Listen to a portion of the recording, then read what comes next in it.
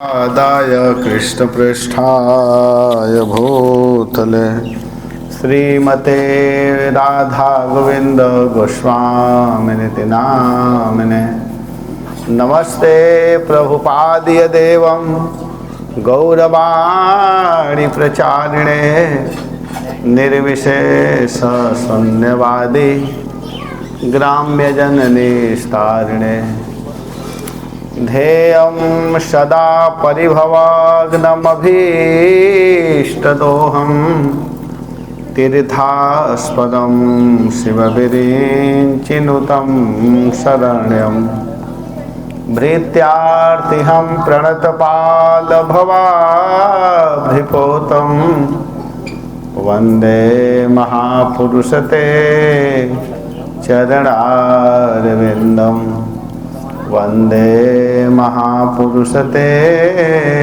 चरणारविन्दम् वंशी विभूषितकरात्मवनीरदाभा पीताम्बरादरुणबिम्बफलाधरोष्ठा पूर्णेन्दुसुन्दरमुखा दरवेन्दनेत्रा कृष्णात् परं किमपि तत्त्वमहं न जाने।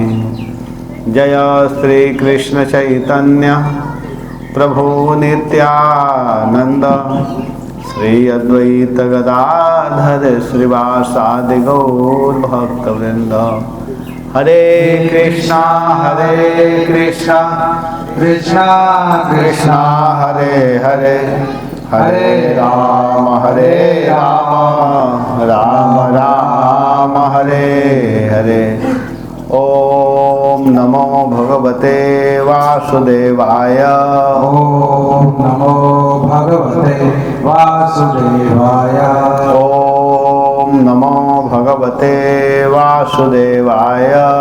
ओम नमो भगवते वासुदेवाय। ओम नमो भगवते वासुदेवाय। ओम नमो भगवते वासुदेवाय। हरे कृष्णा।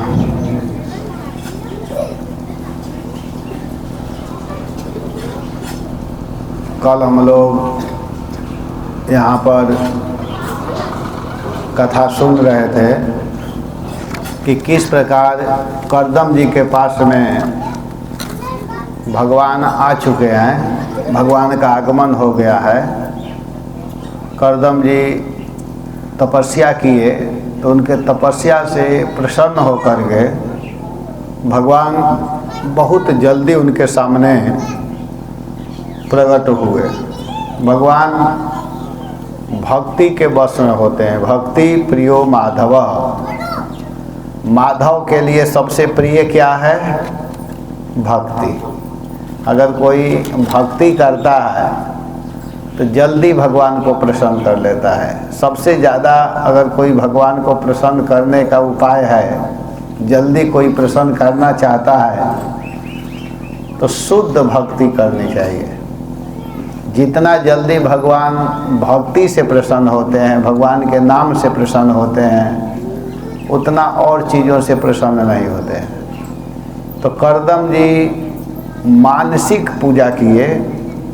अब जंगल में बैठ करके भगवान की आराधना कर रहे थे तो वहाँ सब कुछ अब ला नहीं पा रहे थे, तो मन से, जिसको मानसिक पूजा कहते हैं, मानसिक पूजा किए और उस पूजा से भगवान प्रसन्न हो गए। और जब भगवान आए तो भगवान को देख करके करदम जी कहते हैं कि आज मेरा यह नेत्र सार्थक हो गया। प्रभु,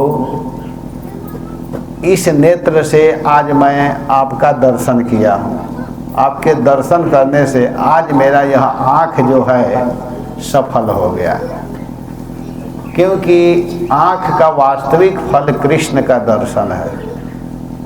प्रत्येक इंद्रियों को हम लोग भगवान के सेवा में लगा सकते हैं। आँख से भगवान के सुंदर रूप को देखना, कान से भगवान के सुंदर कथा को सुनना, भगवान के लीलाओं का श्रवण करना, जिह्वा से भगवान के दिव्य प्रसाद को ग्रहण करना, मुख से भगवान के पवित्र नाम को गाना, पैर भगवान दिया है तो पैर से भगवान के तीर्थों में जाना, परिक्रमा करना, पैदल चल करके आना। अगर हाथ भगवान दिया है तो हाथ से भगवान के लिए मंदिर मार्जन करना, भगवान के लिए सुंदर प्रसाद बनाना, भगवान के लिए सुंदर माला बनाना। तो हम प्रत्येक इंद्रियों को भगवान के सेवा में लगा सकते हैं, और ऐसा बहुत लोग हुए हैं जिन्होंने लगाया है। जैसे एक राजा हुए हैं अम्बरीश जी। अम्बरीश जी प्रत्येक इंद्रियों को भगवान श्री हरि के सेवा में लगाए थे। अम्बरीश जी जो हैं वो प्रत्येक इंद्रियों को भगवान के सेवा में लगाए हैं, और हम लोग भी लगा सकते हैं। नवधा भक्ति में प्रहलाद महाराज ने कहा है 9 प्रकार की भक्ति है। श्रवणम, कीर्तनम, विष्णु, स्मरणम, पाद सेवनम, अर्चनम, वंदनम, दास्यम, सख्यम, आत्मनिवेदनम।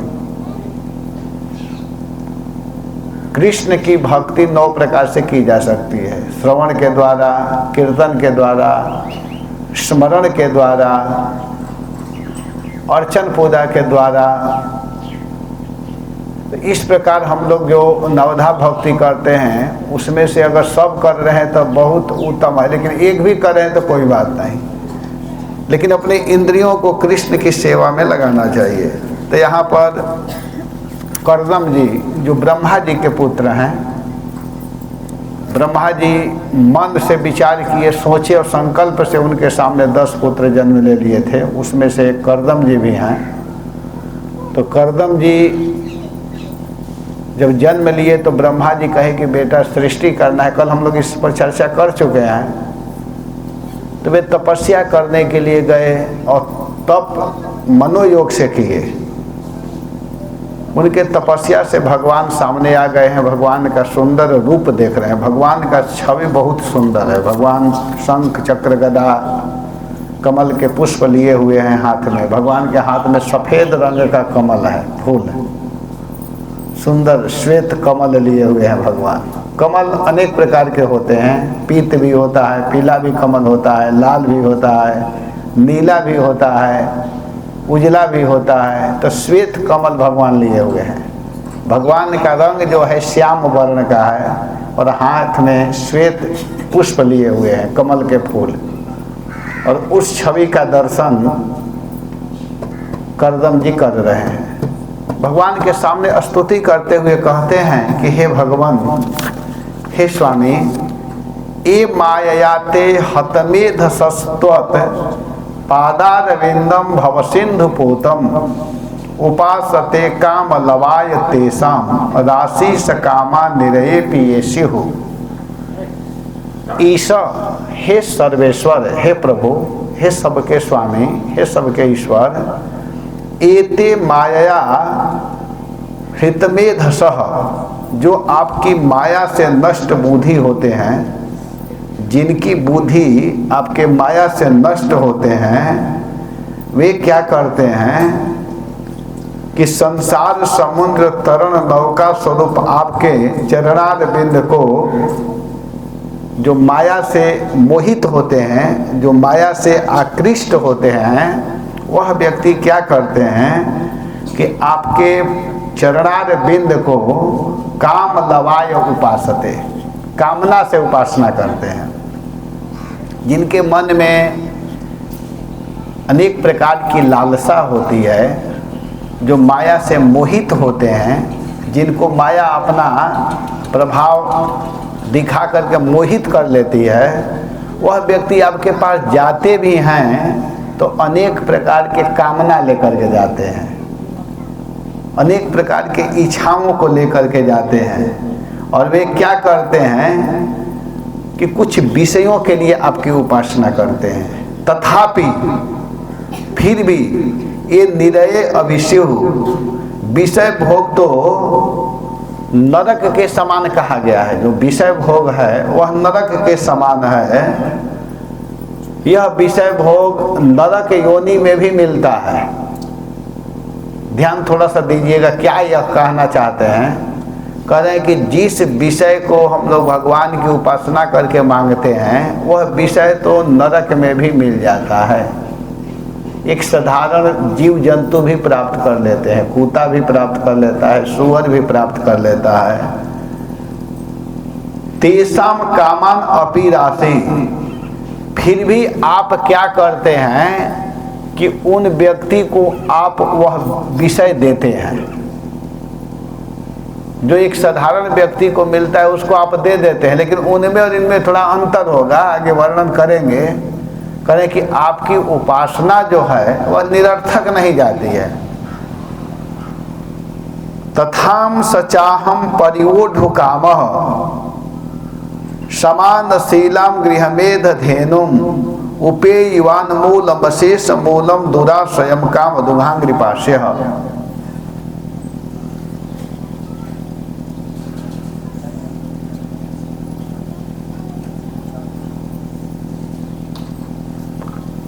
यहाँ प्रश्न होगा कि फिर भगवान क्यों देते हैं? भगवान इसलिए दे देते हैं, वह व्यक्ति जब भगवान के पास जाकर के सांसारिक कामनाओं को मांगता है तो भगवान इसलिए देते हैं कि अगर मैं नहीं दूंगा, उसकी इच्छा है उसको पूरा नहीं करूंगा, तो वह व्यक्ति क्या करेगा कि भगवान के चरणारविंद को छोड़ करके अनेक देवी देवता में लग जाएगा, देवी देवताओं का उपासना करने लगेगा। और उससे क्या होगा, अथवा दूसरे विषयों में लग जाएगा, तो उससे क्या होगा कि वह कुत्सित कर्म करने लगेगा, घृणित कर्म करने लगेगा। तो भगवान कहते हैं कि चलो मेरा भजन कर रहा है और मांग रहा है, तो भगवान देते हैं, भगवान देते हैं, लेकिन धीरे धीरे वह फिर उसमें से निकलने लगता है। तो यहाँ करें कि तथा सचाहम परिवोढ़ कामा समानशीलाम गृहमेध धेनुम उपेयवान मूलम अशेष मूलम दुराश्रयम काम दुघांग्रिपाश्य। कहे कि अहम अपि सकामान निंदन अपि, मैं भी सकाम उपासकों की निंदा करता हुआ वैसे ही निंदनीय हूँ। तथा च यतः अहम, जैसे उन लोगों की निंदा की जा रही है वैसे ही मैं भी निंदनीय हूँ, क्योंकि मैं भी आपसे क्या मांग रहा हूँ? समानशीलाम गृहमेध धेनुम, मैं भी आपसे कुछ मांगने के लिए तपस्या कर रहा हूँ। समानशीलाम गृहमेध धेनुम, मैं अपने अनुरूप, मैं गृहस्थ आश्रम में जाना चाहता हूँ प्रभु, अर्थात मैं विवाह करना चाहता हूँ, करदम जी कह रहे हैं। तो मैं भी धर्मार्थ त्रिवर्ग जो है, धर्म अर्थ मोक्ष, उसमें सहायता करने वाली भार्या को मैं चाहता हूँ।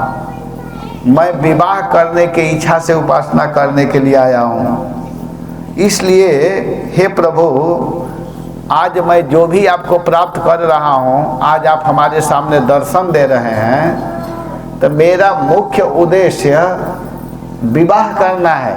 मैं अपने अनुरूप समानशीला, समान माने हमारा जैसा स्वभाव है, जैसा शील है, जैसा आचरण है, वैसा ही मैं भार्या को चाहता हूँ।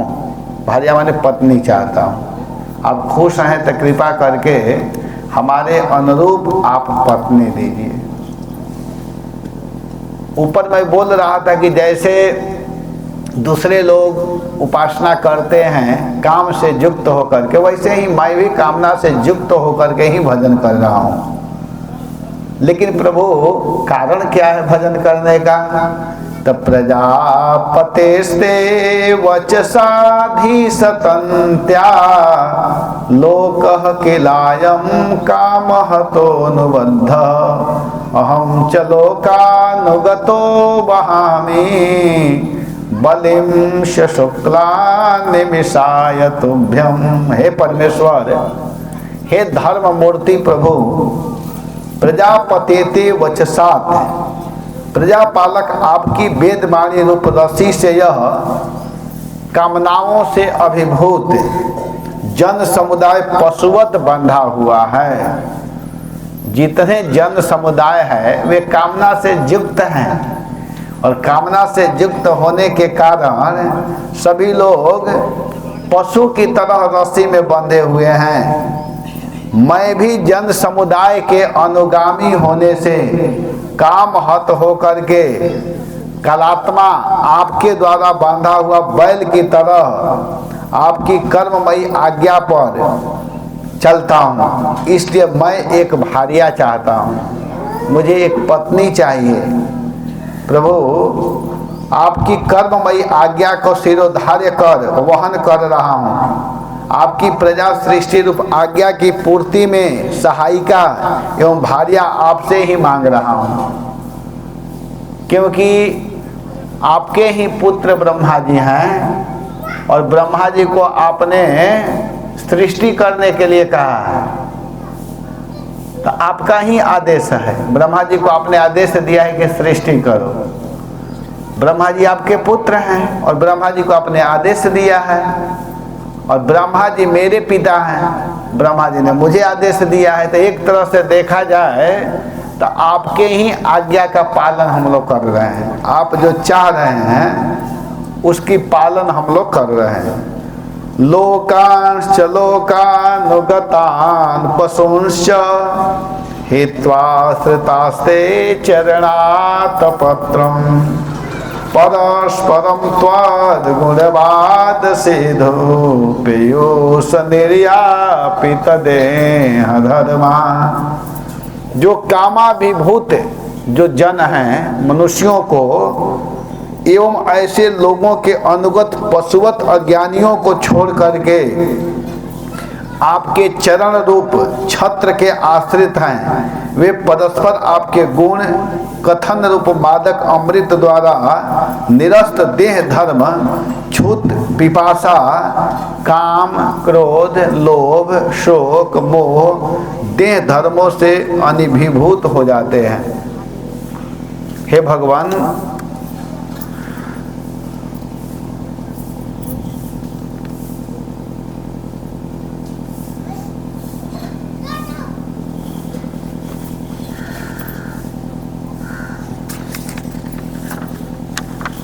करें कि हे भगवान, आप कलात्मा हैं, अतः हम लोग आपके भय से डर करके कर्म में ही लगे रहते हैं।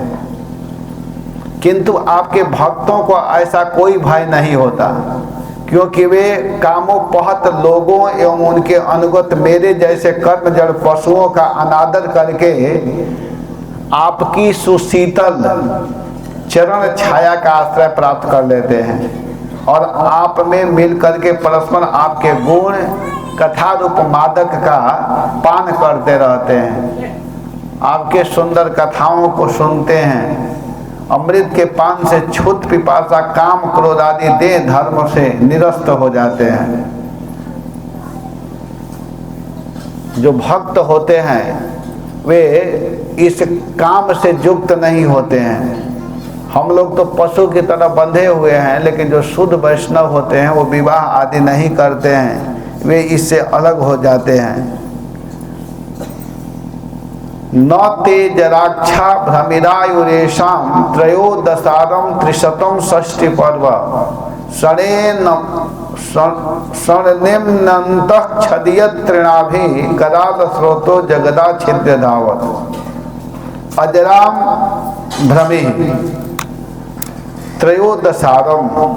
करें कि अजर ब्रह्म स्वरूप अक्ष पर निरंतर ब्रह्मणकारी अधिक मास सहित 13 महीने अरो वाले और त्रिशतम षष्ठी पर्व स्वर्णनेमी 360 दिन रात्रि रूप वर्षों से युक्त 6 ऋतु रूप नेमी वाला क्षण लव आदि अनंत धार से युक्त 3 चतुर्मास है, जिसकी 3 नाभियां हैं। ऐसे तीव्र वेग आपको जो संवत्सरात्मक काल चक्र है, यह समग्र जगत को काटता हुआ तेज दौड़ने पर भी ये त्वत कथामृत पान भक्तों की आयु को नहीं काटता है।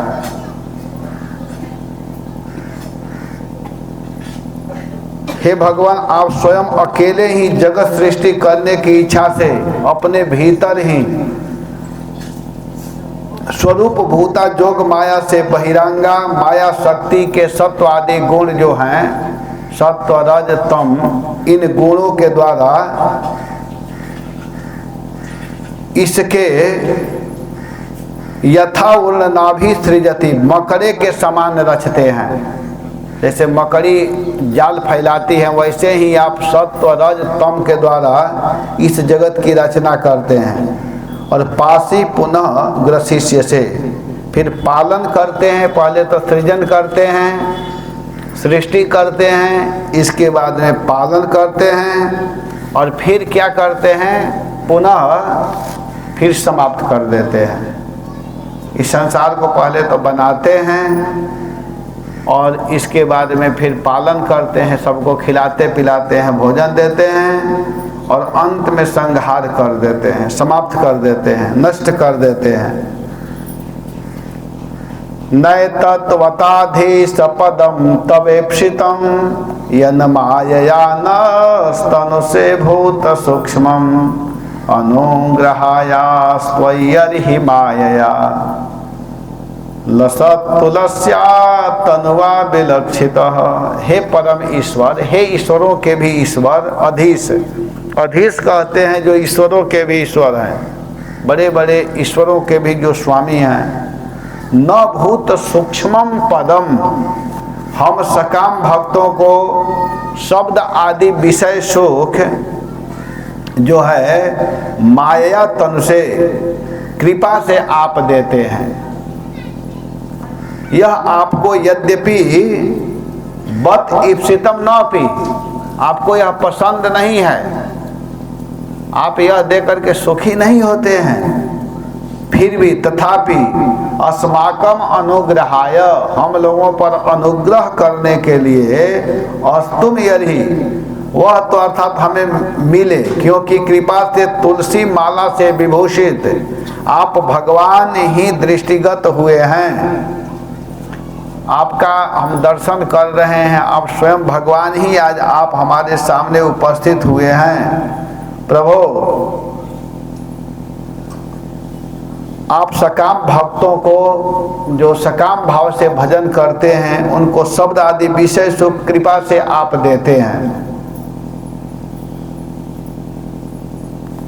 सकाम भाव से भजन करने वाले अपने भक्तों को भगवान विषय सुख अवश्य देते हैं, किंतु भगवान को यह पसंद नहीं आता है। देने के बाद में भी भगवान संतुष्ट नहीं होते हैं। इसीलिए भागवत के पंचम स्कंद में कहा गया कि सत्यम दिसत्यर्थितमर्थितो नृणाम, भगवान भक्तों के मांगने पर देते हैं, लेकिन उसको देख करके संतुष्ट नहीं होते हैं। तो फिर क्या करते हैं कि इच्छा पिधानम निजपाद पल्लव, अंत में अपने चरण को दे देते हैं, और जब चरण को भगवान देते हैं तब वह संतुष्ट हो जाते हैं। उस व्यक्ति के इच्छा रूपी चाह को ही बंद कर देते हैं, अपना चरण दे करके। पिधानम, पिधानम कहते हैं पिहान को। जैसे बड़ा बड़ा ड्राम होता है, उसमें हम लोग गेहूँ चावल रखते हैं, तो उसका एक ढक्कन होता है, उसको जब लगाते हैं तो उसमें से कुछ भी गिर नहीं पाता है। तो भगवान क्या करते हैं कि जब देखते हैं कि ये भजन कर रहा है, पहले तो देते हैं, लेकिन देने के बाद में भी उनको संतुष्टि नहीं होती है, तो अंत में भगवान क्या करते हैं कि अपने चरण को दे देते हैं। जब चरण देते हैं तो उसकी चाह ही समाप्त हो जाती है। भगवान के चरण प्राप्त करने के बाद में इच्छा रूपी चाह जो है वह समाप्त हो जाती है। तो इसीलिए कह रहे हैं कि भगवान देने के बाद में भी उनको पसंद नहीं पड़ता है, लेकिन कुछ मांगने के लिए भी यदि कोई भगवान की शरण में आता है, तब भगवान इस जीव की कामना पूर्ति के साथ ही क्या करते हैं कि अपने माधुर्य रस देते हैं। और जब वह व्यक्ति उस रस को चख लेता है, कामना से युक्त होकर के मांगने के लिए आता है, कुछ चाहिए, और जब भगवान के पास जाता है तो भगवान उस इच्छा को तो पूर्ण करते हैं, लेकिन रूप, अपना जो सौंदर्य है, ये सब जब भगवान माधुर्य रस को जब देते हैं, जब उसका चस्का लग जाता है, तो वह व्यक्ति अब उन चाहों को छोड़ देता है, वो नहीं मांगता। जैसे ध्रुव महाराज क्या किए कि जब उनकी माता जी अपमान की, सौतेली माँ सुरुचि कुछ उटपटांग शब्दों का प्रयोग कर दी, तो ध्रुव महाराज दुखी हो गए, रोने लगे और दुखी होकर के अपने माता के पास आए। जब सुनीति जी देखी कि मेरा बेटा रो रहा है और माता सुनीति को पता चला कि किस कारण से रो रहा है, सौतेली माँ के बोलने से दुखी है, दासियां भी आकर के इस बात को बताई, तब माता सुनीति जी कहते हैं कि बेटा तुम इतना दुखी क्यों हो? तुम्हारी सौतेली माँ बिल्कुल सही कही है, और अगर तुमको वास्तव में कुछ चाहिए, तुम चाह रहे हो, तो तुम्हें क्या करना चाहिए कि भगवान के शरण में जाना चाहिए। 5 वर्ष के लड़का ध्रुव महाराज को माता सुनीति करें कि तुमको भगवान के शरण में जाना चाहिए। आजकल के माता पिता ऐसे नहीं कहते अपने बच्चों को, लेकिन माता सुनीति जी कही कि बेटा तुम भगवान के शरण में जाओ, वही सब कुछ देने वाले हैं, कोई व्यक्ति नहीं देने वाला है, कोई नहीं दे सकता है, भगवान ही दे सकते हैं। तो इतना कहने पर ध्रुव महाराज अपने माँ के बात को मान करके घर से चल दिए, और रास्ते में नारद जी मिले, फिर भजन किए, मन में यही कामना लेकर के चले कि मैं ऐसा पद प्राप्त करूंगा, ऐसा धन प्राप्त करूंगा जिस स्थान को मेरे पिताजी क्या मेरे दादाजी भी न प्राप्त किए हों। और वैसा हुआ भी। भगवान सामने जब आ गए तो भगवान के सुंदर छवि को जब देखे और भगवान जब बोलना प्रारंभ किए, तो ध्रुव महाराज कहे कि प्रभु मैं तो चला था कांच खोजने के लिए, लेकिन आप हीरा मिल गए। आपको छोड़ करके कौन व्यक्ति सांसारिक वस्तु को चाहेगा। भगवान अपने सौंदर्य रूपी रस का पान करवाए, उनको दिखाए। यही बात यहाँ पर कहा जा रहा है कि भगवान इच्छा के अनुसार जब देते हैं तो खुश नहीं होते हैं, कहते हैं कि मेरा भक्त होकर के मेरी भक्ति करके यह सांसारिक विषय मांग रहा है। ठीक है, देते हैं, लेकिन उसको दे करके संतुष्ट नहीं होते हैं। जब अपने चरण को दे देते हैं तब वह भगवान को खुशी होती है, सुखी हो जाते हैं कि हाँ अब मैं दे दिया, जो देना था वो मैं अब दे दिया।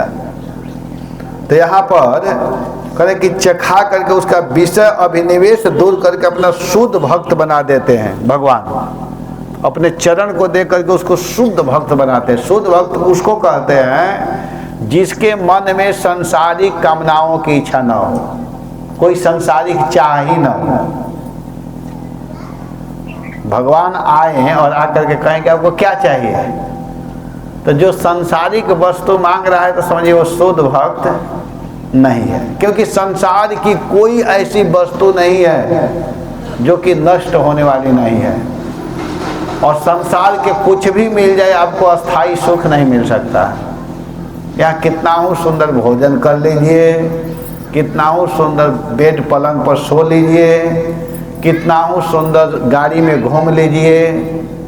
भगवान की कृपा से हम लोग सब कुछ में घूम चुके हैं, कोई ऐसी गाड़ी बाकी नहीं है बैठने के लिए, कोई ऐसा सुख सुविधा बाकी नहीं है।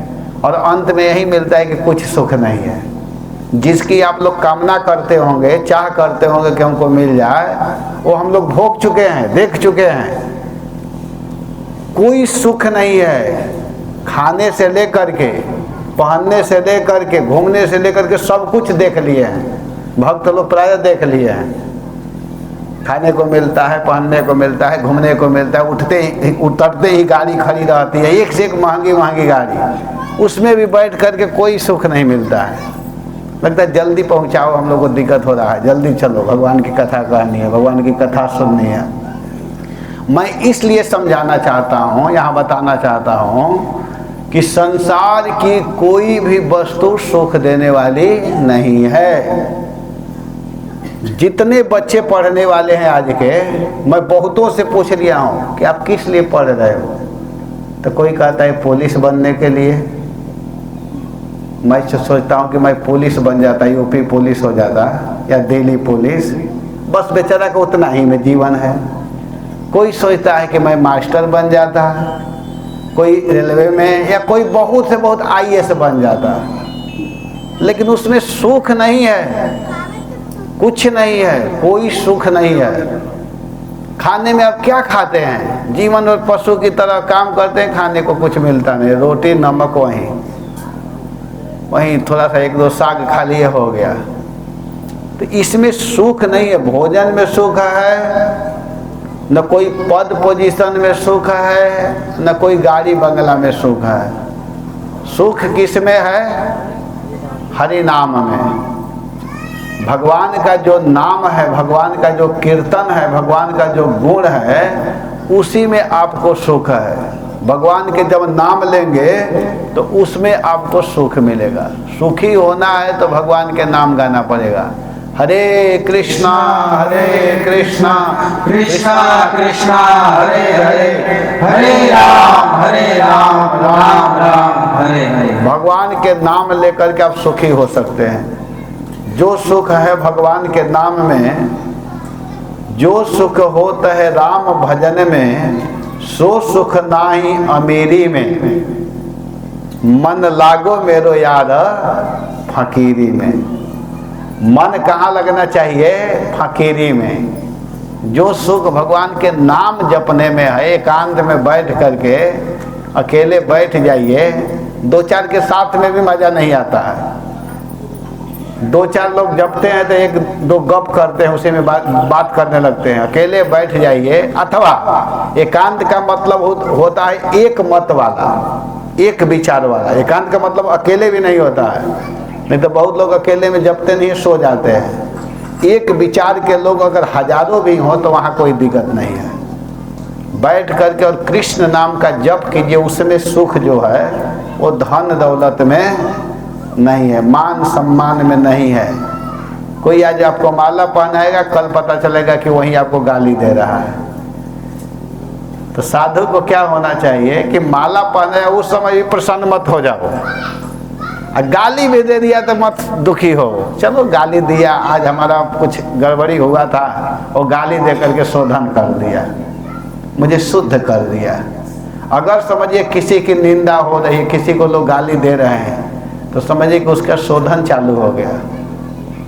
अगर प्रशंसा हो रही है तो समझिए कि आपकी गड़बड़ स्थिति में आप चल रहे हैं, क्योंकि अब आपकी भक्ति वहीं रुक जाएगी, अब मान सम्मान के फेरे में पड़ जाएंगे। इसलिए कभी कभी गाली भी सुनना चाहिए। कोई कुछ गाली दे रहा है, अरे ये भक्त हैं, ये कथा करते हैं, तो नौटंकी लोग करते हैं, ये करते हैं, चलो ठीक है, तुम्हारा जो बुद्धि है उसके अनुसार सोच रहे हो। हम जो कर रहे हैं उसका तो रिजल्ट देने वाले भगवान है ना, भगवान सब जानते हैं। तो करदम जी कहते हैं कि यद्यपि प्रभु मैं विषय सुखाभिलाषी अज्ञ जीव हूँ, मैं विषय को मांग रहा हूँ, फिर भी परम दुर्लभ आपके सच्चिदानंद स्वरूप का मैं दर्शन पा गया हूँ। यद्यपि मैं विषय सुख मांग रहा हूँ, मैं स्त्री की कामना कर रहा हूँ। सच पूछिए तो करदम जी एक शुद्ध वैष्णव हैं, शुद्ध भक्त हैं। ऐसा भ्रम मत कीजिएगा कि करदम जी कह रहे हैं कि मैं अज्ञ व्यक्ति हूँ। करदम जी अज्ञ नहीं हैं, विज्ञ हैं। करदम जी सब कुछ समझ रहे हैं। कह रहे हैं कि प्रभु मैं वास्तव में मैं अज्ञ हूँ, फिर भी आपका दर्शन कर लिया हूँ, आपके सुंदर रूप को देख लिया हूँ, मैं दर्शन पा गया। मंद मुस्कान युक्त चितवन से आप मुझ पर देख रहे हैं, मुझे आप देख रहे हैं, मंद मंद मुस्कुरा रहे हैं, मेरे तरफ देख रहे हैं। अतः मुझे विश्वास है, मुझे क्या विश्वास है कि आप मेरा परम हित अवश्य ही करेंगे। ये नहीं कि मैं विवाह कर रहा हूँ तो मैं फंस जाऊंगा। आपकी दृष्टि से पता चल रहा है कि आप भी चाह रहे हैं कि मैं विवाह करूं, और वास्तव में आपके इच्छा को ही तो मैं पूर्ण कर रहा हूं। आपने मेरे पिताजी को आदेश दिया, पिताजी ने मुझे आदेश दिया है, तो आपकी इच्छा है कि मैं विवाह करूं। इसलिए हमको पूर्ण विश्वास है कि आप मुझ अज्ञ दास पर अवश्य ही कृपा करेंगे, मेरी रक्षा करेंगे। विवाह करने से भी मैं फंसूंगा नहीं, इसमें भी मेरा कल्याण होने वाला है, मेरा हित होने वाला है। जैसे अन्य लोग कामना से युक्त होकर के विषयों की ओर ही भागते हैं, ऐसी स्थिति मेरी नहीं होगी, क्योंकि आपकी जो दृष्टि है मेरे तरफ कृपा दृष्टि से दिखाई दे रही है। आप मेरे तरफ कृपा दृष्टि से देख रहे हैं, मुस्कुरा रहे हैं। आप मेरे इस बात को सुनकर के दुखी नहीं हो रहे हैं, आपके देखने से पता चल रहा है। दृष्टि से पता चल जाता है कि व्यक्ति आप पर खुश है कि नाराज है, दृष्टि ही बता देती है। तम त्वानुभूत्यो परत क्रियार्थम स्वमाययावर्तित लोकतंत्रम नमाम्यभीक्षणं नमनीय पाद सरोजमल्पीयसि कामवर्षम। हे भगवान, अनुभूत्या उपरतः क्रियार्थम, अनुभूता आपने माधुर्य द्वारा भक्तों के कर्म फल भोगेच्छा को नष्ट करने वाले स्वमाया अपनी माया शक्ति से लोकतंत्रम आवर्तित, आप अपने माया शक्ति से विश्व को पालते हैं, आप विश्व को पालन करने वाले हैं।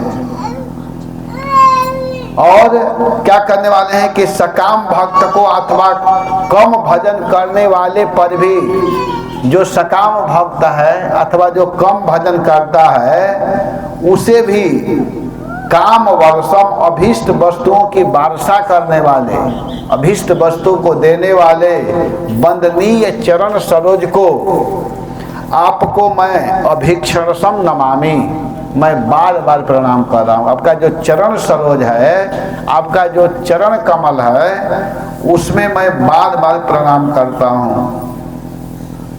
आपके चरण कमल की आराधना सबको करनी चाहिए, अर्थात सबको आपका भजन करना चाहिए। मैं आपके चरण कमलों में बार बार प्रणाम कर रहा हूँ। आपका चरण जो है वास्तव में वंदनीय है, पूजनीय है, इसलिए हे भगवान मैं आपके चरणों में बार बार प्रणाम कर रहा हूँ। इत्यव्यलीकम प्रणतोपजनाभ स्तवा बभाषे वचसामृतेन सुपर्ण पक्षो परिरोचमाना प्रेम सितो वीक्षण विभ्रमभ्रु। और मैत्रेय जी ने कहा, ऋषिर्वाचा, यहाँ ऋषिर्वाचा मैत्रेय जी के लिए आ रहा है। मैत्रेय जी कहते हैं कि इति अव्यलीकम प्रणुत, इस प्रकार निष्कपट भाव से करदम जी के प्रार्थना को सुन करके, करदम जी कोई कपट नहीं किए। कुछ लोग कपटी लोग होते हैं कि हृदय में चाह कुछ और है और सामने आने पर बोलते कुछ और है, तो ऐसे लोगों को भगवान नहीं मिलते हैं। भगवान के सामने एक ही शर्त है कि मोहि कपट छल छिद्र न भावा, निर्मल मन मोहि सोयति पावा। जिसका मन निर्मल होता है, जो कपट से युक्त नहीं होते हैं, उसी को भगवान प्राप्त होते हैं। कपटी को भगवान नहीं मिलते हैं। तो यहाँ पर मैत्रेय जी कहते हैं कि निष्कपट भाव से करदम जी प्रार्थना कर रहे हैं, कोई छिपाव नहीं रख रहे हैं। भगवान जब पूछे कि भाई तुम हमारा आराधना किस लिए किया, मुझे क्यों बुलाया, तुम इस जंगल में बैठ करके किस लिए तपस्या कर रहे हो, तो करदम जी साफ साफ बताए कि प्रभु मैं भार्या चाहता हूँ, अपने अनुरूप मुझे विवाह करना है। ये नहीं कहे कि भगवान को देख लिए तो कहेंगे नहीं नहीं प्रभु आप हमको ये दे दीजिए, मैं विवाह के लिए नहीं आया था। भगवान नहीं जानते हैं क्या कि तुम क्या चाह रहे हो।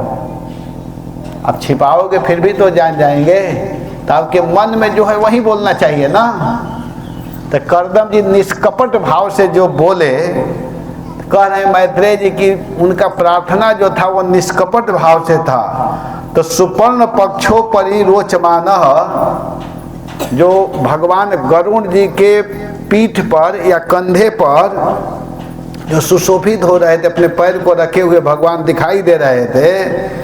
प्रेमस्मितो वीक्षणम, प्रेम और मुस्कान से युक्त अपने नेत्रों द्वारा भगवान कर्दम जी के तरफ मुस्कुराते हुए कृपा दृष्टि से देख रहे हैं। भगवान अब्जनाभ अमृतेन वचसा, जो पद्मनाभ भगवान हैं, अमृतवत सुख वचन को बोले, सुख देने वाले, सुख प्रदायक वाणी के द्वारा तम प्रति आव भाषे, वो बोलना प्रारंभ किए। भगवान अब कर्दम जी के सामने कर्दम जी से बोल रहे हैं। पहले कर्दम जी भगवान के चरणों में प्रार्थना किए, स्तुति किए। तो इस कथा को मैत्रेय जी कह रहे हैं। किसको सुना रहे हैं? विदुर जी को। तो विदुर जी से कह रहे हैं कि हे विदुर जी, जानते हैं जब कर्दम जी ने निष्कपट भाव से भगवान के सामने प्रार्थना किया, कोई कपट नहीं रखा, कोई छल नहीं रखा, कोई दुराव नहीं रखा, तब क्या हुआ कि भगवान जो गरुण जी के ऊपर बैठे हुए थे, सुंदर वस्त्र पहने हुए, मंद मंद मुस्कुरा रहे थे, वह भगवान अब कर्दम जी से बोलना प्रारंभ किए। देखिए, भागवत हम लोग सुन रहे हैं तो भगवान की वाणी सुनने को मिल रहा है। भगवान क्या बोल रहे हैं, कर्दम जी क्या बोल रहे हैं, सुखदेव जी क्या बोल रहे हैं, महाराज परीक्षित क्या बोल रहे हैं, हम लोग सुन रहे हैं ना। श्रवण के द्वारा हम लोग भगवान का दर्शन कर रहे हैं। कुछ मूर्ख लोग पूछते हैं कि आप लोग भगवान को देखे हो, आप लोग भगवान को देखते हो? तो हम लोग कहते हैं हाँ, प्रतिदिन भगवान का दर्शन करते हैं। क्या भगवान का दर्शन आप लोग नहीं कर रहे हैं? बताइए, अभी दर्शन हो रहा है कि नहीं? श्रवण इंद्रिय के द्वारा आप भगवान को देख रहे हैं कि नहीं? विदुर जी बोल रहे हैं, मैत्रेय जी बोल रहे हैं, उनके शब्दों को हम लोग सुन रहे हैं, जैसे हम कथा कर रहे हैं। अब यहाँ से जाएंगे, इसके बाद में भी अगर इस कथा को आप सुनना चाहेंगे तो सुन सकते हैं। इसके द्वारा, यूट्यूब के द्वारा, फेसबुक के द्वारा आप कथा को सुन सकते हैं।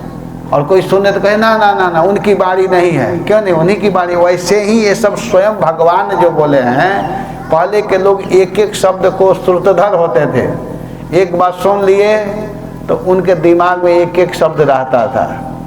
तब यहाँ पर बोल रहे हैं, मैत्रेय जी कहते हैं कि हे विदुर जी, भगवान श्री हरि अब बोलना प्रारंभ किए। भगवान वाच, श्री भगवान वाच, श्री भगवान वाच। और भगवान बोल रहे हैं, क्या बोल रहे हैं कि विदित्वा तव चैत्यम में पुरैव समयोजित यदर्थमात्म नियमैः त्वय्यैवाहं समर्चितः। श्री भगवान वाच, श्री भगवान ने कहा, श्री भगवान ने बोला। और भगवान बोल रहे हैं, कह रहे हैं कि यदर्थम, हे कर्दम, तुम जिस उद्देश्य से अर्थात भावी प्राप्ति के लिए आत्मनियमयी त्वया, सौम आदि नियमों से आपके द्वारा जो आप नियम पूर्वक सौम यम आदि जो भी नियम है उसके द्वारा अहम समर्चितः, आपके द्वारा मैं पूजित हुआ हूँ। आपने मेरी आराधना किया है, आपने मेरी पूजा किया है, आपने मेरी भक्ति किया है। आपके चित्त के भाव को तो चैत्यम, चैत्य माने चित्त, आप अपने मन में क्या सोच करके मेरी आराधना किए हो, इसको मैं विदित्वा, मैं जान गया हूँ, मैं समझ रहा हूँ, जान रहा हूँ। मेरे द्वारा पहले ही, आपके प्रार्थना से पहले ही तत्समयोजी मैं उसका संपादन हो चुका हूँ, अर्थात मैं जान चुका हूँ। अर्थात आपके लिए मैं आपकी भार्या का व्यवस्था कर चुका हूँ। आप अभी हमसे नहीं कहा था, उससे पहले ही मैं व्यवस्था कर दिया हूँ। मैं समझ गया हूँ कि तुम यहाँ क्यों भजन कर रहे हो, यहाँ क्यों बैठे हो। इसलिए मैं पहले ही पूरा पहले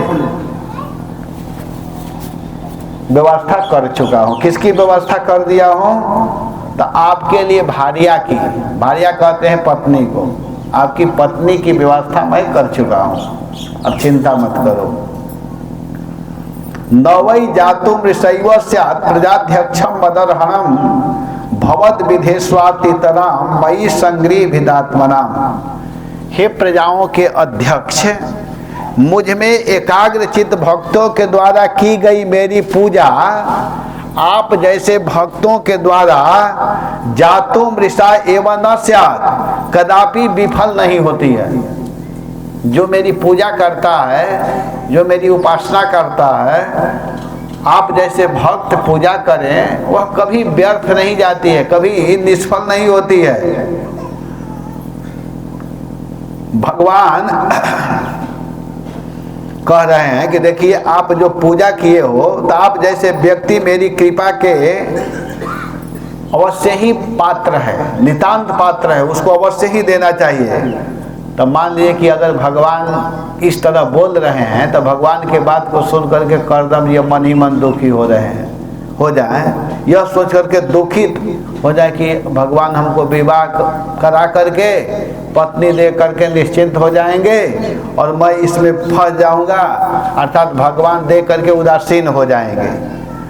तो यहाँ पर कह रहे हैं कि आपको उदास होने की जरूरत नहीं है, क्योंकि मेरी जो आराधना होती है, मेरी जो भक्ति होती है, मेरा जो भजन करता है, उसको मैं अपना धाम भी देता हूँ। मेरी भक्ति कभी निष्फल नहीं जाती है। देवताओं के भक्ति में और भगवान के भक्ति में यही अंतर है।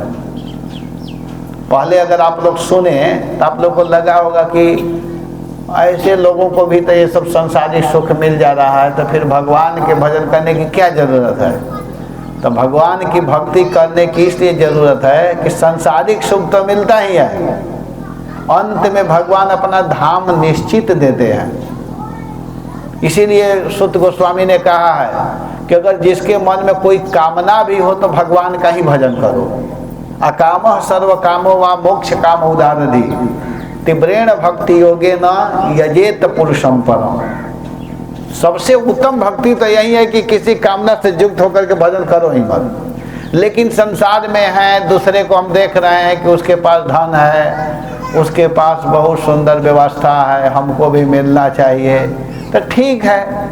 अगर मन में कामना भी है तो कृष्ण के पास जाओ, कृष्ण के ही उपासना करो, कृष्ण का ही आराधना करो, कृष्ण के ही भक्ति करो, कृष्ण का ही भजन करो। तो उससे फायदा क्या होगा कि संसारिक सुख भी मिल जाएगा और बाद में भगवान अपना धाम भी देंगे, अपना स्थान भी देंगे। तो ये बहुत बड़ा लाभ है ना, दोनों मिल रहा है। यहाँ इसी बात को कह रहे हैं आचार्यगण कि कर्दम जी के मन में कहीं यह भाव आ जाए कि भगवान हमको भार्या दे करके उदासीन हो जाएंगे, फिर अब हमारे तरफ ध्यान नहीं देंगे। तो कहें कि नहीं नहीं, चिंता मत करो, भगवान की भक्ति की विशेषता यह है कि भगवान अपना धाम भी देते हैं, अपना स्थान भी देते हैं। जहाँ भगवान रहते हैं वहाँ बुला लेते हैं भक्तों। ये फायदा, ये लाभ है। प्रजापति सुतः सम्रम अनुविख्यात मंगल ब्रह्मावर्तयुधि वर्षन् शास्त्रे सप्तानवामहिं। प्रजापति सुतः, यह कह रहे हैं कि प्रजापति ब्रह्मा के पुत्र जो सदाचार आदि मांगलिक लक्षणों से विख्यात हैं। कौन? हे कर्दम जी जानते हो, चिंता मत करो।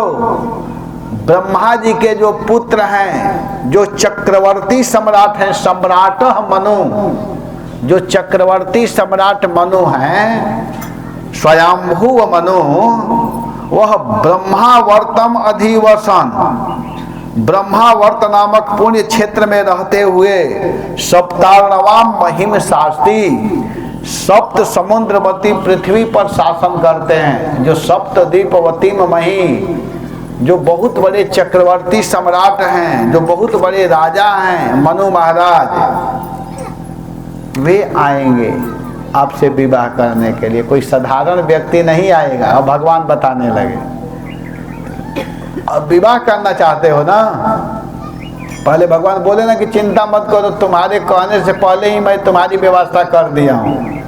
तो करदम जी के मन में आया कि इसी तरह बोल रहे हैं कि सही में किए हैं। तो मान लीजिए करदम जी पूछे हों कि कहाँ व्यवस्था किए हैं, मेरी भार्या कहाँ है, तब कह रहे हैं कि एक बहुत बड़े राजा हैं जिनका नाम है मनु, जो चक्रवर्ती सम्राट हैं। हे विप्र करदम, धर्म तत्ववेता राजर्षि मनु त्वाम दिदृक्षु परस्वः, आपसे भेंट करने के लिए, आपको देखने के लिए, लड़की वाले जाते हैं ना लड़का के पास देखने के लिए, तो कह रहे हैं कि अब बिल्कुल चिंता मत करो, आज हम और आप दोनों बात कर रहे हैं, कल भर कल प्रतीक्षा करना है।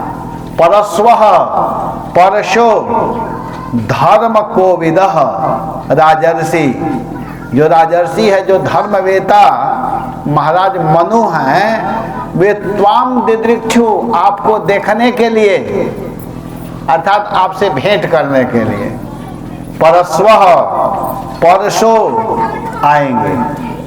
तो करदम जी कहेंगे, मान लीजिए करदम जी कहेंगे अकेले आएंगे, भाई व्यवस्था करना होगा ना, अब हमारे यहाँ आ रहे हैं तो कुछ खाने पीने का भी तो व्यवस्था करना पड़ेगा। फोन तो है नहीं कि मैं पूछ लूँगा, तो आप बता दीजिए कि अकेले आ रहे हैं कि और कोई आ रहा है। तो कह रहे हैं कि अकेले नहीं, 3 लोग आएंगे, 3 लोगों की व्यवस्था करना खाने पीने की। वो 3 लोग कौन हैं? तो कह रहे हैं कि शतरूपया महिषया, वे अपनी पत्नी, अपनी पटरानी शतरूपा जी के साथ और जिससे विवाह करना है उस कन्या को भी लेकर के आएंगे, उस बच्ची को भी लेकर के आएंगे, उस कन्या को भी ले आएंगे। मनु महाराज के 3 लड़की हैं ना, क्या क्या नाम है? अमरजीत प्रभु बोलिए, जल्दी बोलिए, बैठ कर नहीं बोल दिए। 3 लड़कियों का नाम पूछ रहा हूँ मनु महाराज की। ठीक है, 3 लड़की है, आकुति, देवहूति और प्रसूति, 3 लड़की हैं मनु महाराज की। तो यहाँ पर भगवान कह रहे हैं कि मनु महाराज अपनी बेटी को लेकर के आएंगे। तो 3 में से किसको लेकर के आएंगे? जो दूसरी नंबर की है, जिसका नाम है देवहूति, देवहूति के साथ आएंगे। हे संयम चित्त वाले मुनि, वे आत्मजाम सीता पांगी वयशीला गुणान्विताम मृगयंतीम पतिम दास्यन अनुरूपायते प्रभो।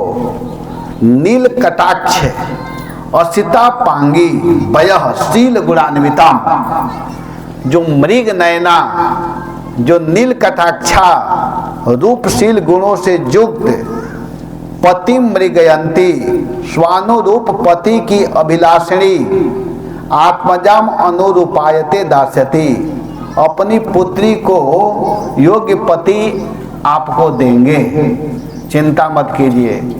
महाराज आएंगे अपनी बेटी को लेकर के, वो भी बहुत सुंदर पति चाह रही है और आप भी सुंदर पत्नी चाह रहे हैं, तो आप दोनों के अनुकूल यह संयोग बन रहा है। महाराज आएंगे और आ करके आपको अपनी पुत्री को दान करेंगे, कन्यादान जिसको बोलते हैं।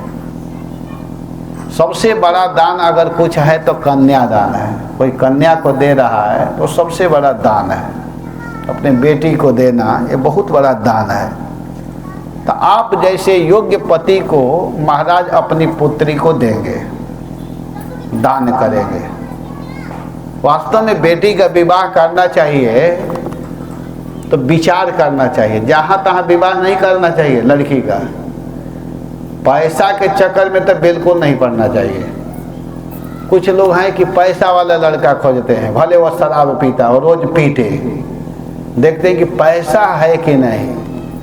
सबसे पहला विवाह में प्रथम योग्यता है कि उसका कुल खानदान कैसा है, ये देखना चाहिए।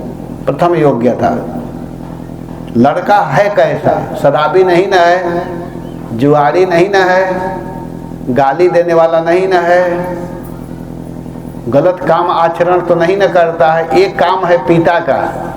पिता का दायित्व है पुत्री के लिए बच्चों को देखना, लड़कों को देखना, निरीक्षण करना चाहिए। विवाह करने से कहावत है कि पानी पियो छान करके, पानी पीना चाहिए छान करके। और जैसे विवाह करना है तो विवाह करो जान करके, पहले पता लगाओ उसके आगे पीछे उसके परिवार वाले कैसे हैं, उसके माता पिता कैसे हैं, उसके इर्द गिर्द वाले कैसे हैं, उसके मित्र कैसे हैं, कैसे लोगों के साथ में वो बैठता है उठता है, कहीं जुआरियों के साथ तो नहीं न जाता है, जहाँ शराब पीते हैं वहाँ नहीं न बैठता है। ये सब देखना चाहिए। कितना हो पैसा हो, अगर ऐसे लोगों के बीच में जा रहा है तो वहाँ विवाह नहीं करना चाहिए। अगर लड़का बढ़िया मिल जाए, सदाचारी मिल जाए, तो खेत कम भी रहेगा, पैसा कम भी रहेगा, तो उस लड़की का पालन पोषण कर लेगा। और खूब धन हो, खूब पैसा हो, खूब रुपया हो, खूब गाड़ी हो, लेकिन वह संस्कारी नहीं है, वह दुष्ट है, बदमाश है, नशेड़ी है, तो सारा धन को बेच देगा, उस बच्ची को जीवन भर दुखी रखेगा, पीटेगा। तो उससे क्या लाभ है? वो बेचारी कितना रोटी खाएगी, कितना सब्जी खाएगी, सारा बहुत धन रह करके उसको क्या लाभ मिलेगा? कुछ लाभ मिलने वाला नहीं है। इसलिए विवाह करते समय पिता का यह दायित्व है, सबसे बड़ा दायित्व पिता का होता है। पिता को ध्यान देना चाहिए अपने बेटी के विवाह करते समय को लड़का है कैसा, समानशीला। अगर हम भक्त हैं तो भक्त परिवार ही खोजना चाहिए। समानशीला का मतलब यही हुआ, हम भक्त हैं और देख रहे हैं कि वो अफसर लोग हैं, अफसर लोगों के घर में हमारी बेटी जाएगी दुखी हो जाएगी, उन लोगों को उठते ही चाय, वो बेचारी जीवन में कभी चाय नहीं बनाई है, चाय बनाने जाएगी चीनी ज़्यादा डाल देगी, तो अब सास कुछ गाली देगी, कुछ लड़का गाली देगा, कुछ ससुर गाली देगा, समस्या है ना, है कि नहीं? उसको विवाह कर देगा अपने बेटी का, उठते ही उसको चाय चाहिए, और वो लड़की का संस्कार है कि पहले स्नान करना है, पहले तिलक लगाना है, पहले भगवान की आरती करनी है। आरती करने जाएगी वो लोग गाली देना चालू करेंगे, ये सब क्या कर रही है? तो इसलिए ध्यान देना चाहिए। आप ही ना भाई समझ रहे हैं कि हमारी बेटी क्या कर रही है, घर में जीवन भर भजन की है, मंगला आरती की है, जप की है, तो आपको ऐसा लड़का देखना चाहिए जो साधु हो, जो संस्कारी हो, जो सही हो, समानशीलाम। और समधि इसीलिए कहा जाता है, समधि का मतलब जानते हैं? समधि किसको कहते हैं आप लोग जानते हैं कि नहीं? जैसे लड़की के बाप और लड़का के बाप, ये दोनों को समधि कहते हैं। तो सम माने बराबर, धी माने बुद्धि। जिसकी बुद्धि, जिसका विचार, जिसका लेवल बराबर हो उसी को समधि कहते हैं। दोनों सम होना चाहिए। जैसे जनक जी और दशरथ जी सम वाले थे, जैसा दशरथ जी वैसे जनक जी, ऐसा होना चाहिए। तो यहाँ पर भगवान बोल रहे हैं, कोई दूसरा नहीं बोल रहा है। भगवान के मुख से बात सुनिए। भगवान कहते हैं कि आत्म जामो सीता पांगी वयो शील गुणान्विताम मृग अंतिम पतिम दास्यंत अनुरूपायते प्रभो। कह रहे हैं कि हे प्रभु, हे संयत चित्त मुने, प्रभु यहाँ कह रहे हैं, प्रभु भगवान संबोधन कर रहे हैं, कह रहे हैं कि हे प्रभु, करदम जी का जो चित्त था एकदम संयम, इधर उधर विचलित होने वाला मन नहीं था। कह रहे हैं कि आप चिंता मत कीजिए, आपके समान ही कन्या से विवाह होगा, महाराज मनु आएंगे और आपके योग्य लड़की को देंगे, जैसा आप चाह रहे हैं। जब एक विचार के होंगे तभी ना सही से भजन भक्ति काम हो पाएगा।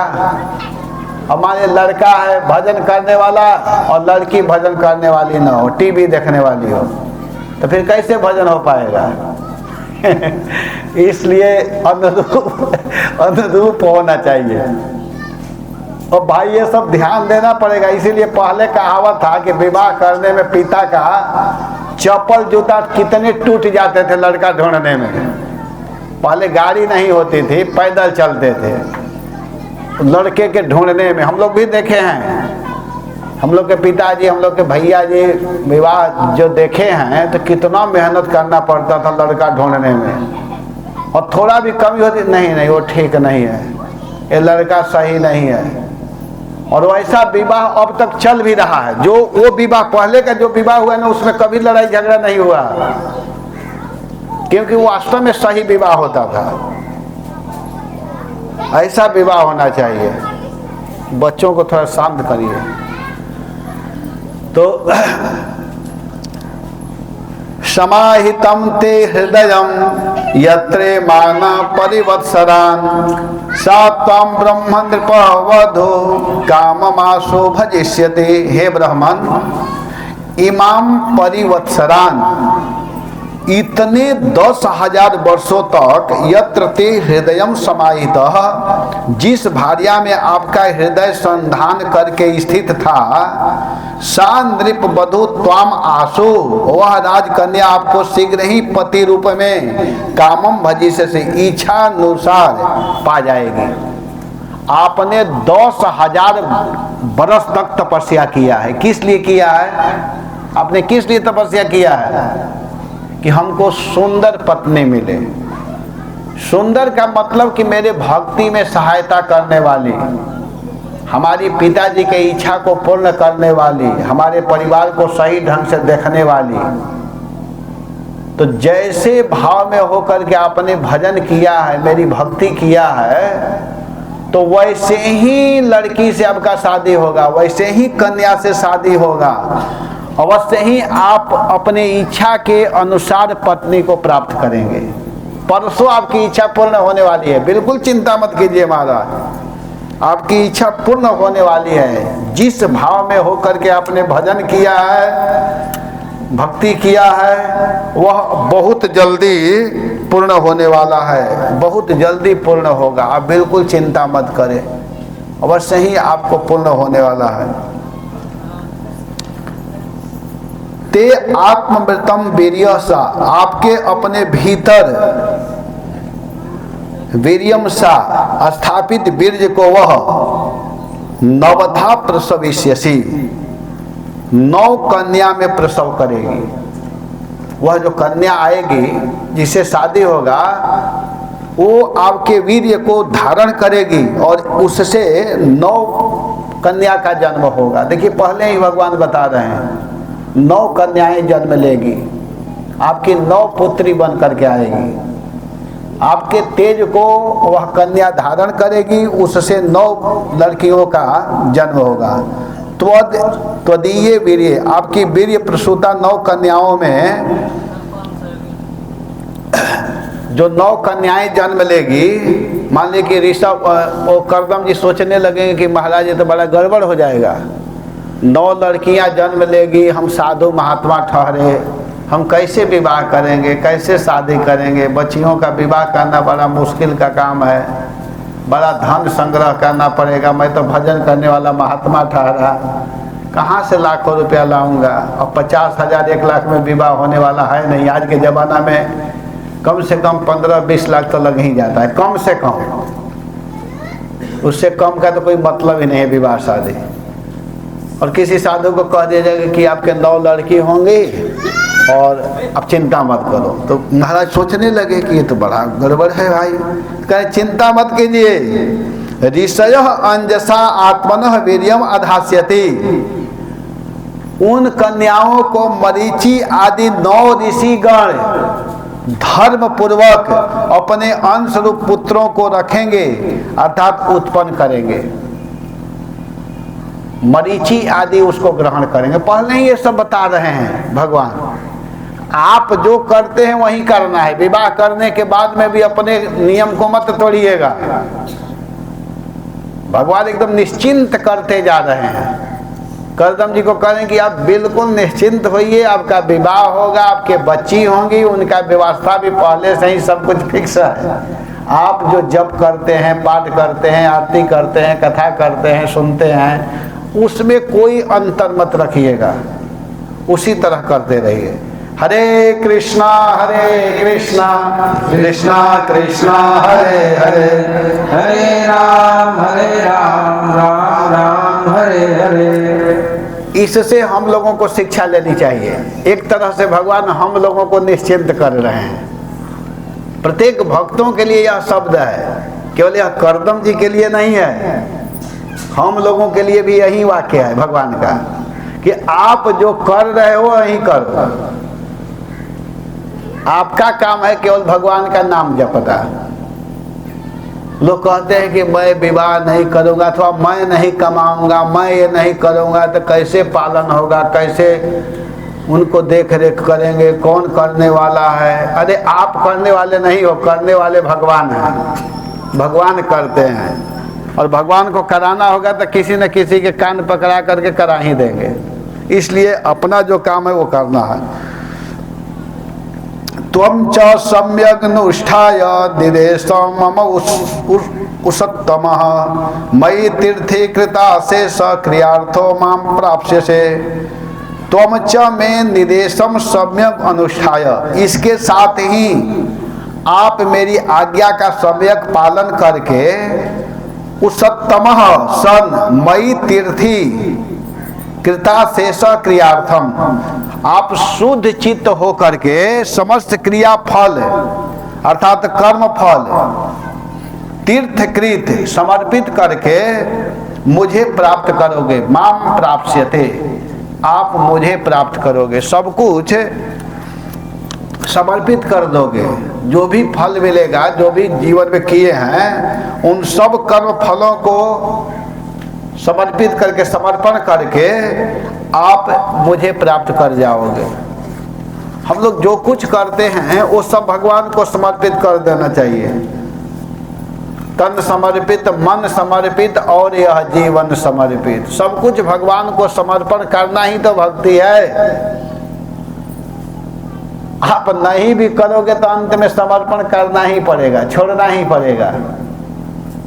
आप कितना हूँ संग्रह कर लो, कितना हूँ बैंक बैलेंस कर लो, कितना हूँ घर बना लो, रख लो, लेकिन एक दिन छोड़ करके जाना है ना। तो जो बुद्धिमान व्यक्ति हैं जीते जी सब कुछ भगवान को समर्पित करते हैं कि प्रभु ये आपका है। भगवान को देने में नहीं हिचकिचाते हैं। जब भगवान को देने की बारी आती है तो बड़े आनंद से देते हैं। और जो नहीं जानते हैं, जो मूढ़ व्यक्ति है, वो भगवान को देने में अपने हाथ को सिकुड़ने लगते हैं, ऐसे करने लगते हैं। भगवान को उदार हृदय से देना चाहिए, क्योंकि अंत में छोड़ना ही पड़ेगा। आप किसके लिए छोड़ेंगे? शराबियों के लिए, जुआरियों के लिए, व्यभिचारियों के लिए। धन कमाएंगे, लड़का शराब पी रहा है तो वो धन उसके लिए छोड़ रहे हैं तो क्या फायदा है? बच्चों के लिए देना चाहिए, लेकिन उसमें से भगवान के लिए भी निकालना चाहिए, देते रहना चाहिए। इससे धन शुद्ध होता है। तो भगवान कह रहे हैं कि आप जो हैं करदम जी, आपका प्रत्येक कर्म फल जो जीवन में किए रहेंगे वो सब आप समर्पित कर देंगे, आप उसमें आसक्त नहीं होंगे। और ये करने से क्या होगा कि आप मुझे प्राप्त करोगे। देखिए, अब करदम जी का विवाह बाधित नहीं ना हुआ, बाधा डालने वाला नहीं ना है, क्योंकि वो विवाह करके भी भगवान के भक्त हो रहे हैं, भगवान को प्राप्त कर रहे हैं। यहाँ भजन की बड़ा विचित्र पद्धति है और इसको हम लोगों को समझना चाहिए। जो विवाह किए हुए हैं वे लोग सोचते हैं कि बस हम लोगों को लाइसेंस हो गया, बस कमाना खाना, हम लोगों को मंदिर में नहीं जाना चाहिए, हम लोगों का काम जप करना नहीं है, हम लोगों का काम तिलक देना नहीं है, हम लोगों का काम साधुओं के बीच में बैठना नहीं है, हम लोगों को स्पेशल इसी के लिए बनाया गया है, यही गलत काम करने के लिए। लेकिन नहीं, सबका काम एक ही है, सबका काम एक है। क्या? भगवान का भजन, भगवान का नाम, भगवान का कीर्तन।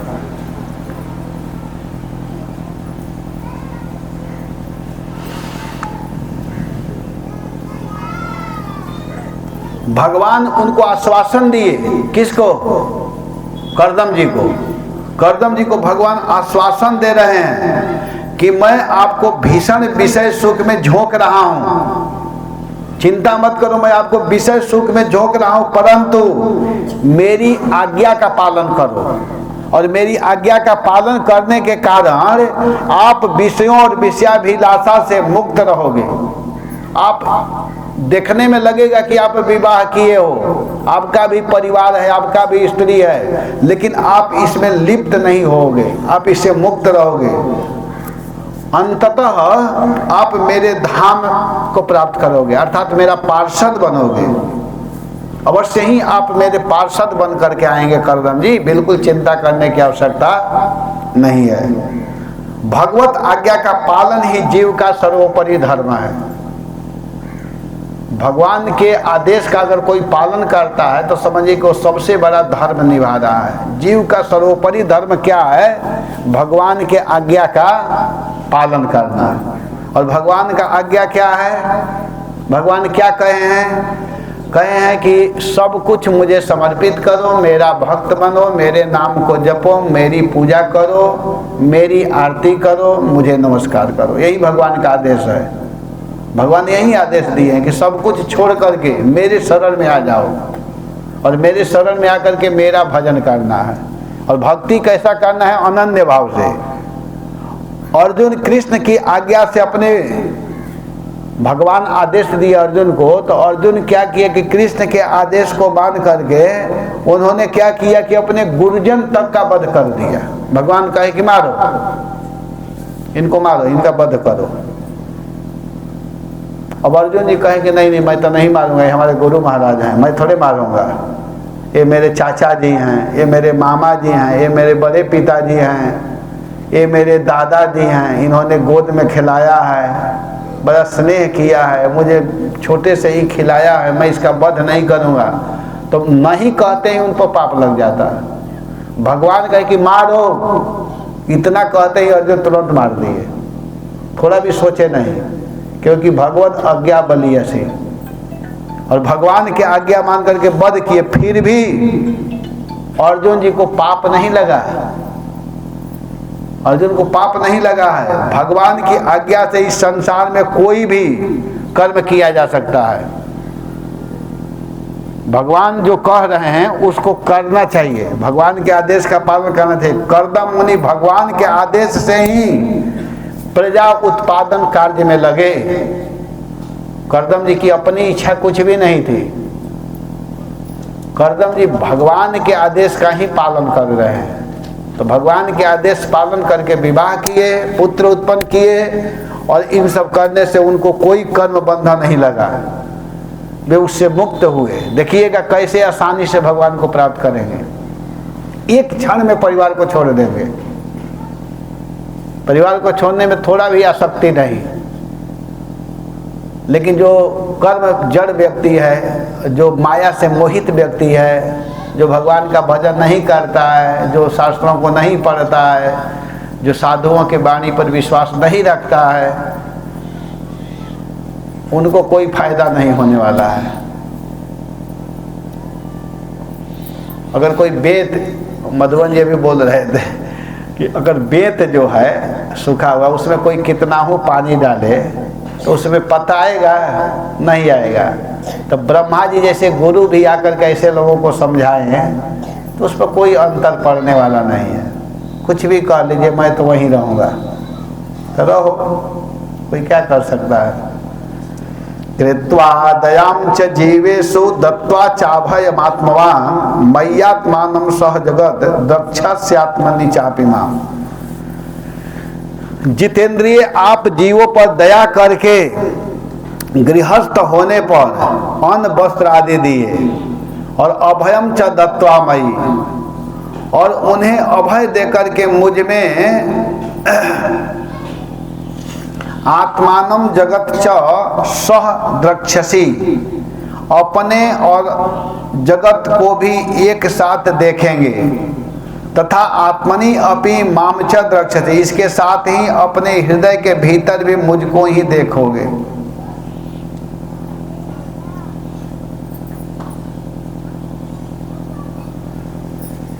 यहाँ पर बड़ा सुंदर भाव प्रस्तुत किया गया है कि यह संसार जीवों के लिए महान भयदायक है। यह जो संसार है बड़ा भय देने वाला है।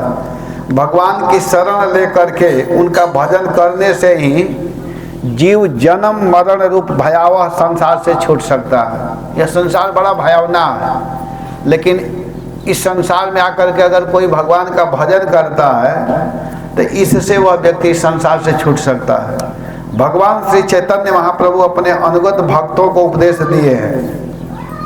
भगवान चैतन्य महाप्रभु जो उनके अनुगत भक्त हैं, जो उनके बात को मानने वाले हैं, उनके उपदेश को समझने वाले हैं, उनको भगवान ने कहा है कि जारे देखो तारे कहो कृष्ण उपदेश। आप जहाँ भी जाइए, जिसको भी देखिए, वहाँ कृष्ण का उपदेश कीजिए, कृष्ण के विषय में बताइए। ऐसा करने से जिसे देखो उसे ही कृष्ण भक्ति के विषय में बताओ, भगवान के विषय में बताओ। ऐसे करने से क्या होगा कि उसका भी कल्याण होगा और आपका भी कल्याण होगा। तो इसी तरह भगवान विष्णु कर्दम मुनि को यही उपदेश कर रहे हैं कि मेरे नाम, मेरे रूप, मेरे गुण, लीला आदि का वर्णन करना ही जीव का कर्तव्य है। जीव का स्वरूपगत धर्म है भगवान के विषय में ही बोलना, भगवान के विषय में ही कहना, भगवान के विषय में ही सुनाना। तब व्यक्ति संसार से मुक्त हो सकता है। संसार से मुक्त होने का यही एक उपाय है। इसके साथ ही जीव के ऊपर दया करना चाहिए। सब जीव के भीतर मुझ कृष्ण को देखना चाहिए, और ऐसे करने से ही व्यक्ति का कल्याण होता है। नाम रुचि जीवे दया वैष्णव सेवन। नाम के प्रति आकृष्ट होना चाहिए, जीवों के प्रति दया करना चाहिए। यही वैष्णवों का धर्म है, यही वैष्णवों का आचरण है। ऐसे करने से निश्चित रूप से व्यक्ति घर गृहस्थी में रहते हुए भी भगवान को प्राप्त कर लेते हैं।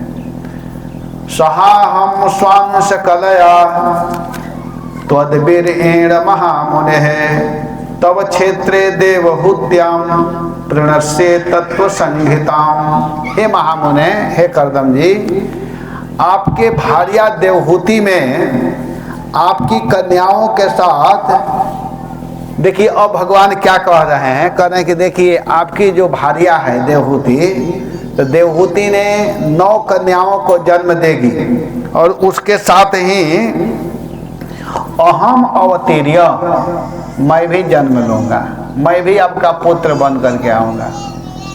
भगवान के लिए कर्दम जी प्रार्थना नहीं किए। कर्दम जी यह नहीं कहे कि आप मेरा बेटा बन करके आइएगा। भगवान को कर्दम जी इतने अच्छे लग रहे हैं, उनका जो भक्ति, उनका जो प्रभाव, उनका जो आचरण है, इतना अच्छा लगा कि भगवान खुद ललायित हो गए पुत्र बनने के लिए। वसुदेव जी, देवकी जी, नंद जी पुत्र के लिए चाहे, लेकिन कर्दम जी पुत्र के लिए नहीं चाह रहे हैं, भगवान स्वयं उनका पुत्र बनना चाह रहे हैं। कर्दम जी का इतना सुंदर व्यवहार, इतनी सुंदर आचरण लग रहा है भगवान को कि कह रहे कि अहम अवतीर्य, मैं भी आपका पुत्र बन करके आऊँगा। अर्थात देवहूति माता के गर्भ से मैं भी जन्म लूँगा। 9 कन्याएं तो जन्म लेगी ही, मैं भी आपका पुत्र बन करके आऊँगा, और आ करके मैं क्या करूँगा कि तत्व संहिता प्रणश्ये, सांख्य तत्व को, सांख्य शास्त्र का मैं प्रवचन करूँगा। सांख्य शास्त्र को मैं बताऊँगा, आकर के सांख्य शास्त्र का उपदेश करूँगा। क्योंकि कहे कि आपका जो भजन करने की जो पद्धति है, जो विधि है, यह बड़ा आनंद देने वाला है। देखिए भगवान क्या दे रहे हैं कि उनके इच्छा जो था उसको तो दे ही रहे हैं, उनको अपने धाम प्राप्ति का आश्वासन भी भगवान दे दिए। अब सबसे अधिक और क्या देना चाहिए भगवान? अब क्या करें कि आप चिंता ना करें, आपका गृहस्थ जीवन धन्य है महाराज। भगवान करें कि आप गृहस्थ जीवन में हो करके भी करोड़ों सन्यासी से आप बड़े हैं, ये भगवान बोल रहे हैं। भगवान कह रहे हैं कि आपका गृहस्थ जीवन कोटि कोटि सन्यास जीवन से भी श्रेष्ठ है, महान है, अधिक है, प्रशंसनीय होगा। आपकी गृहस्थी को बड़े बड़े सन्यासी लोग भी प्रशंसा करेंगे। आप देखिएगा, अभी आगे देखिएगा कि यही करदम जी अपने पत्नी के साथ में जब जाएंगे तो बड़े बड़े सन्यासी लोग उठ करके प्रणाम करेंगे। करदम जी को भी प्रणाम करेंगे और उनकी पत्नी देवहूति को भी प्रणाम करेंगे। भगवान की वाणी कभी असत्य नहीं होती है। भगवान यहाँ पर कह रहे हैं ना कि आपका गारहस्थ जीवन कोटि कोटि संन्यास जीवन से बढ़ करके है, श्रेष्ठ है, महान है, अधिक प्रशंसनीय होगा। जिस स्त्री पुरुष को भगवान ही पुत्र रूप में प्राप्त होंगे उनके सौभाग्य के विषय में क्या कहा जाए।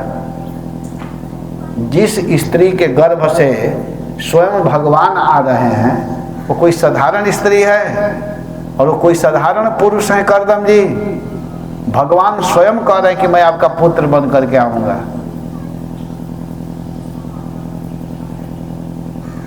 भगवान जब इस प्रकार बोल दिए तब मैत्रेय जी फिर बोल रहे हैं विदुर जी से। मैत्रेय जी कहते हैं कि एवं तमनुभास्याथ भगवान प्रत्यगच्छ जगाम बिंदु सरसः सरस्वत्याम परिसृतात्। श्री मैत्रेय मुनि ने कहा कि करदम ऋषि के नेत्रों के गोचरीभूत भगवान करदम ऋषि से इस प्रकार कह करके त एवं अनुभाष्य इस प्रकार कह करके अथ इसके बाद सरस्वत्याम परिसृतात् सरस्वती नदी से परिवेष्टित बिंदु सरसः जगामा। जो सरस्वती नदी के किनारे जो बिंदु सरोवर है वहाँ से जगामा भगवान चले गए। भगवान जो गरुड़ जी पर बैठे हुए थे, आए हुए थे, वह भगवान अब वहाँ से प्रस्थान कर गए, चल दिए। जो कहना था कह दिए। क्या कहे कि महाराज आप चिंता मत करो, आप जिसके लिए मेरी आराधना किए हो 10,000 वर्ष तक बैठ करके, वो आपकी इच्छा बहुत जल्दी पूर्ण होने वाली है। आज के ठीक दूसरे दिन, परसों दिन आपका विवाह मनु महाराज की बेटी देवहूति के साथ में होगा। वो भी कन्या वैसी है जैसे आप है। आपका जैसा विचार, जैसा स्वभाव, जैसा आचरण, ठीक वैसे ही उस कन्या का भी स्वभाव है। और आप बिल्कुल घबराओ मत। उनके द्वारा 9 कन्याओं का जन्म होगा। उसको बड़े बड़े ऋषि लोग, मरीचि आदि ऋषि लोग पत्नी रूप में स्वीकार करेंगे और मैं खुद आपका पुत्र बन करके आऊँगा। आपका जो गारहस्थ जीवन है, गृहस्थ जीवन है, यह बड़े बड़े सन्यासियों से भी बढ़ करके होगा, श्रेष्ठ होगा, महान होगा। और आप मेरे परम धाम को प्राप्त होंगे, आप मेरे पार्षद बनेंगे, मेरे धाम में रहेंगे, आप चिंता मत कीजिएगा। और इतना कह करके भगवान श्री हरि वहाँ से बिंदु सरोवर से चले गए। निरीक्षतस्तस्य ययावशेष सिद्धेश्वराभीष्टुत सिद्धमार्गः आकर्णयन् पत्र रथेन्द्र पक्षै उचादितं स्तोममुदीर्ण सामा।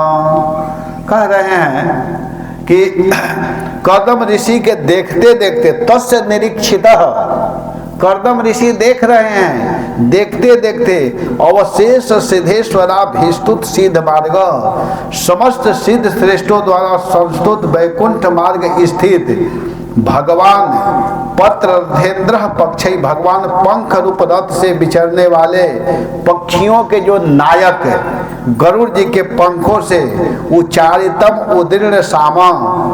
अब गरुड़ जी जब चलते हैं आकाश में तो उनका जो पंख है ऐसे होता है, और जब ऐसे पंख होता है गरुड़ जी का तो उससे साम वेद, सुंदर संगीत निकलता है, वेदों का शब्द निकलता है, सुंदर सुस्वर संगीत निकलता रहता है। और स्तोभम आकर्णयन या छंद समूह को सुनते हुए भगवान के सुंदर जो वाहन है गरुड़ जी, वो जब उड़ते हैं तो उनका पंख इस तरह जब होता है तो उससे साम वेद निकलता है, सुंदर गायन होता है। और ऐसे दूसरे को सुनाते हुए वह शब्द सुनाई दे रहा है, करदम जी के कान में भी वो शब्द पड़ा, और ऐसे करते हुए भगवान अपने धाम के लिए प्रस्थान कर गए, चले गए भगवान। अथ संप्रस्थिते शुक्ले कर्दमो भगवान ऋषि आते स्म बिंदु सरसी तम कालम प्रतिपालय तम कालम अथ शुक्ले संप्रस्थिते। तब विशुद्ध सत्व मूर्ति भगवान के चले जाने पर, जब वहाँ से भगवान चले गए, मैत्रेय मुनि विदुर जी से कहते हैं कि हे विदुर जी, जब भगवान वहाँ से चले गए तब भगवान कर्दम ऋषि, भगवत भक्त कर्दम ऋषि, जो भगवान के परम भक्त हैं, भगवान के जो परम वैष्णव हैं, वो कर्दम जी तम कालम प्रतिपालयन, भगवान द्वारा निर्दिष्ट तम कालम, उस काल की प्रतीक्षा करने लगे। किस काल की? परसों दिन की प्रतीक्षा करने लगे। और क्या किए कि बिंदु सरसी आस्ते स्म, बिंदु सरोवर पर ही अपने आश्रम में रुके रहे। कल रुके ही नहीं रहे, ये नहीं कि अब सुन लिए तो बस माला झोली कंठी को साइड में हटा लिए, बस बैठे हैं, अब आएंगे अब आएंगे अब आएंगे। आराम से फिर भगवान के पवित्र नाम का जप करने लगे। हरे कृष्णा कृष्णा कृष्णा हरे हरे, हरे राम राम राम हरे। अब इधर क्या हुआ कि भगवान चले गए, कर्दम जी प्रतीक्षा कर रहे हैं, और इधर मनुष्यंदनमास्थाय सात कौम्ब परीक्षदम आरोप्य स्वाम दुहितरम सभार्यम पर्यटन महिम। इधर महाराज मनु खूब स्वर्णमय रथ पर, दिव्य रथ पर अपनी पत्नी शतरूपा जी के साथ में बेटी को लेकर के पर्यटन मही, पृथ्वी पर पर्यटन करते हुए अपनी पुत्री को लेकर के स्वाम दुहितरम आरोप्य, अपनी बेटी, अपनी दुहिता, अपनी बेटी को भी उस रथ पर बैठाए और सीधे चल दिए, पृथ्वी पर चल दी। अब लेकर के आ रहे पृथ्वी पर पर्यटन करते हुए। तस्मिन सुधन वहानी भगवान यत समाधिश उपायर आश्रम पदम मुने शांत तक। वे क्या किए? कह रहे हैं कि हे विदुर जी, हे महा धनवान, हे विदुर जी, यत भगवान समादिशत, जो दिन भगवान निश्चित किए थे, तस्मिन अहनि, उस दिन शांत व्रतस्य मुने उपशमशील कर्दम मुनि के तद आश्रमम पदम उपायात।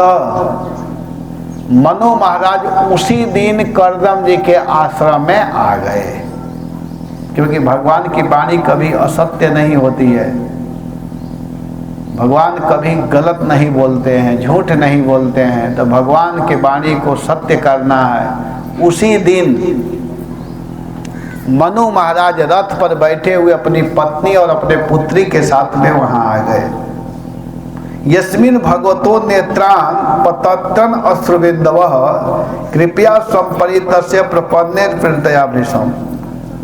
प्रपन्न भक्त कर्दम पर अत्यंत प्रसन्नता बस उस समय जब भगवान में और कर्दम जी में बात हुआ था, कर्दम जी जो भगवान से बात किए थे, तो कर्दम जी के बात को सुन करके भगवान को बड़ा आनंद आया था, बड़ी खुशी हुई थी, बड़े प्रसन्न हुए थे। उनके सत्य वचन को सुन करके उनका शरीर रोमांचित हो गया, आंख से आंसू गिर गया भगवान के।